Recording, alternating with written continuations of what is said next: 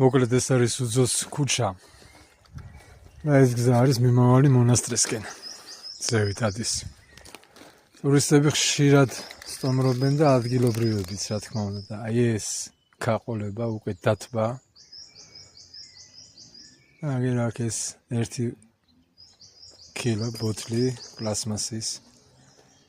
აგერ მეორე, მესამე, ასე მიუყვება და ჩაედინება ქვევით.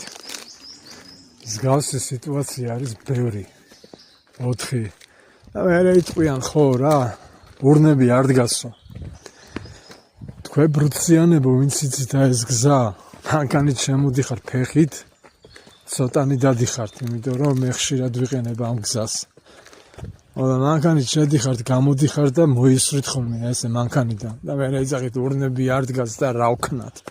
რა უნაქნო მეგობარო და სადაც აქამდე მოდიხარ, სვაო ჭამ, ნებაიბოზე და გაიტანე და შემოსასვლელში არის საშუალება რომ იქ გადაყაროთ. ფეხებზე კიდიათ. გაიარა, მოისროლა, არ ჩანს.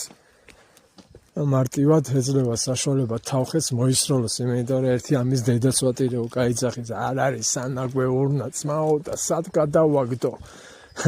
გაყვირი ხართ ხოლმე კომენტარებში, არ არის სანაგვე урна და თუ არ იმდეს თუ ხვდები რომ ხელით მოგაქ თუ მანქანით მოგაქ საჭმელი რომ ესეთ ბუნებაში დატკბე, გაძღე, კუჭი ამოივსო. შეშულებს სუფთა ჰაერით ჩააყლაპო. და მე ისე უკან მიდიხარ და ტოვები იმ რაღაცას იქ. გადააგდებ თითოს რაღაც კილას ესე მოისვრი. ერთი ამის დედაც ვატირეო რა.